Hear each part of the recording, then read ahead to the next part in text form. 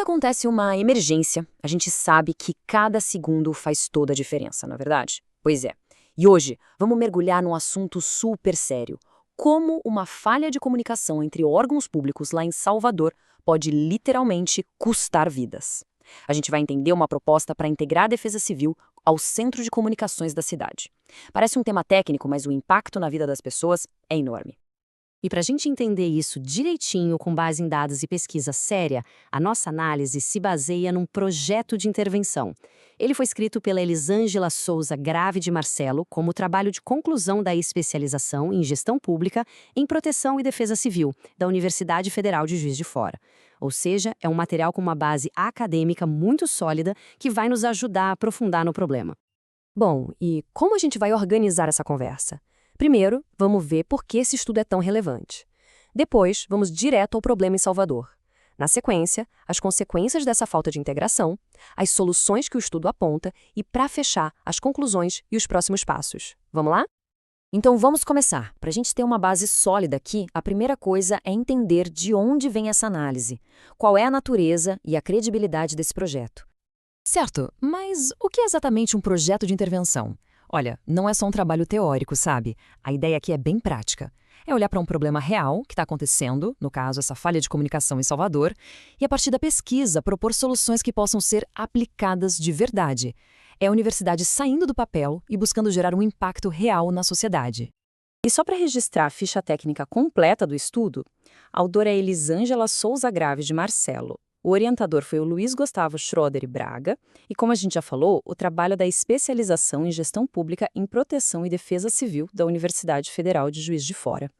Isso mostra, o compromisso do curso e da universidade em formar profissionais realmente preparados para lidar com questões críticas da nossa sociedade. Ok, contexto apresentado. Agora, vamos mergulhar no problema. Qual é a questão central que esse estudo levanta lá em Salvador? E para a gente ter uma dimensão do quão grave é isso, o estudo começa com um exemplo real e muito trágico. Foi uma notícia que saiu nos jornais à tarde G1, um deslizamento de terra em Salvador que acabou soterrando 4 pessoas. E, o mais triste, 2 delas eram crianças.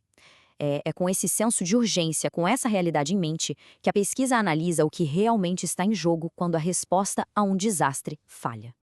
Então, o que a pesquisa aponta como problema central? É uma falha de comunicação, uma falha estrutural. Pensa assim, os especialistas em desastres, que é o pessoal da Defesa Civil, não estão fisicamente no mesmo lugar que a central que recebe os chamados de emergência. A Defesa Civil de Salvador não faz parte do Centro Integrado de Comunicações.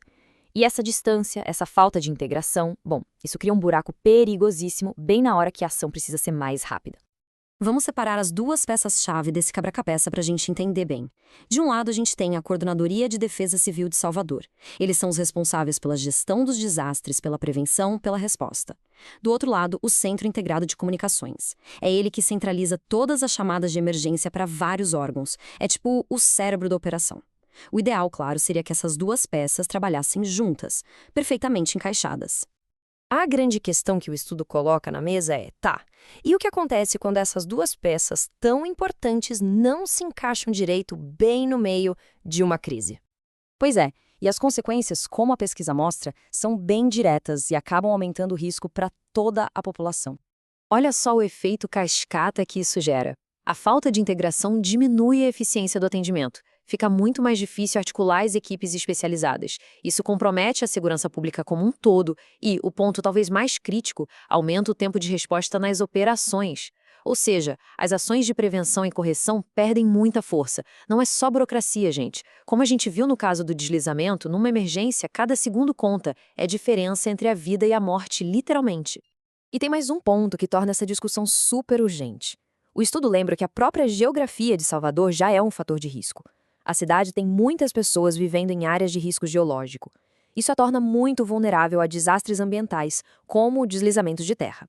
Então, ter uma resposta rápida e integrada não é só uma boa ideia, é absolutamente essencial. Ok, o cenário é esse, o problema está colocado, então como é que o projeto se propôs a encontrar soluções para isso? Vamos dar uma olhada na metodologia e nos objetivos da pesquisa. O objetivo principal do trabalho é muito claro. Primeiro, avaliar essa ausência da defesa civil lá no centro de comunicações e, a partir daí, propor soluções para melhorar de vez a integração entre os órgãos. E para chegar nesse objetivo maior, o estudo foi quebrado em algumas etapas específicas. Primeiro, analisar direitinho as funções da defesa civil e por que ela é tão importante. Segundo, identificar onde é que estão as falhas, as lacunas de comunicação. Terceiro, propor recomendações práticas para incluir a defesa civil de forma efetiva. E por último, algo fundamental: investigar o que as próprias equipes que estão lá na ponta pensam sobre o impacto dessa ausência. E como eles fizeram isso? A abordagem da pesquisa foi qualitativa. O que isso quer dizer? Que, em vez de focar só em números, o estudo foi atrás de entender os porquês do problema. Para isso, usaram várias ferramentas.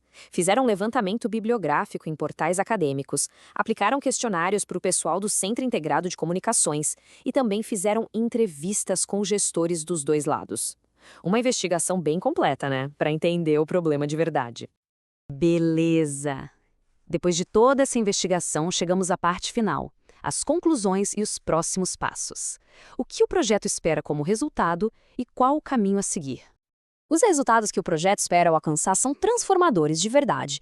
O que se espera é um atendimento muito mais eficaz e assertivo quando acontecer um desastre.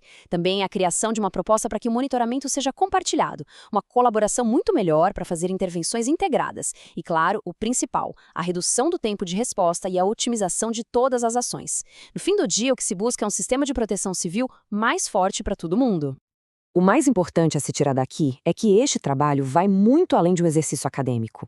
Ele é, na verdade, uma contribuição valiosíssima e muito prática. Funciona quase como um guia para criar políticas públicas mais eficazes lá em Salvador. É um exemplo perfeito de como a pesquisa e a academia podem e devem estar a serviço da sociedade, melhorando a vida das pessoas. Olha, se essa análise foi interessante e abriu os olhos para essa questão, considere seguir nosso canal, curtir e compartilhar este conteúdo. Ajudar a espalhar informações importantes como essa é um passo essencial para a gente construir, juntos, uma sociedade mais segura e mais preparada. Para finalizar, é importante a gente dizer que este conteúdo é uma síntese do trabalho acadêmico que a gente mencionou, feita com apoio de inteligência artificial. Todo o mérito pela pesquisa aprofundada, claro, é do trabalho original e de sua autora. Muito obrigado pela companhia e até a próxima.